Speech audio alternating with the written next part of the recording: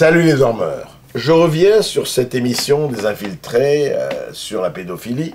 Non pas pour parler des pédophiles, on en a parlé, mais pour parler aussi de quelque chose qui a beaucoup gêné, qui gêne beaucoup un certain nombre de gens depuis que cette émission, Les Infiltrés, dont je vous rappelle que le principe c'est la caméra cachée, le journaliste ne dit pas qu'il est journaliste et enquête, donc, eh bien, ça fait des problèmes pour un certain nombre de titulaires de la carte de presse, et qui dit mais non, ce n'est plus du journalisme, ça ne respecte pas les critères journalisme quand on ne se présente pas avec sa carte de presse. Mais enfin, cher fourmilier tamanoir, mais où vivez-vous? Mais dans quel monde vivez-vous? Je vais vous donner deux exemples, et dont vous devriez être tous fiers. Un journaliste américain, il y a 30 ans, 35 ans, voulait savoir comment on vivait quand on était noir aux États-Unis. Il s'est teint au brou de noix, il a mis des lentilles noires, il était blond aux yeux bleus, et il a vécu en tant que noir dans le sud des États-Unis pendant 6 mois, et il a raconté son aventure, et c'est un des bouquins qui a eu le plus de retentissement. C'était au moment où, 40 ans, c'était au moment des droits civiques de Martin Luther King et de la lutte pour que les Noirs aient, évidemment, le statut d'égalité partout. Deuxième exemple, fameux, Günter Wallraff, journaliste allemand, veut lui aussi savoir comment on vit quand on est travailleur immigré turc en Allemagne.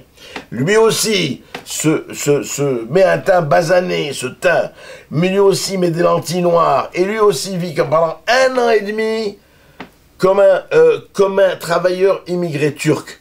Et il a fait un bouquin extraordinaire qui s'appelle Tête de Turc, qui a été un best-seller en Allemagne, qui a fait un choc énorme il y a 25-30 ans, et qui a été la case de l'oncle Tom des travailleurs immigrés en Allemagne.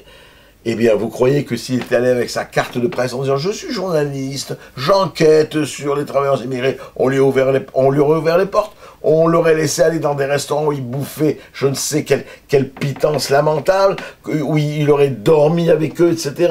Enfin, faut être sérieux. Il faut quand même savoir, il y a le journalisme debout, le journalisme assis, le journalisme couché. Il faut savoir à quelle race de journaliste on appartient. Et, dites-moi, et récemment alors, quand Florence Aubenas s'est présentée comme travailleuse intérimaire dans le Nord, elle est partie 6 mois dans le Nord pour vivre une vie de travailleuse intérimaire, mais tout le monde a applaudi. Alors, vérité pour Florence Aubenas et le Nouvel Observateur et péché au-delà? Non, il faut arrêter.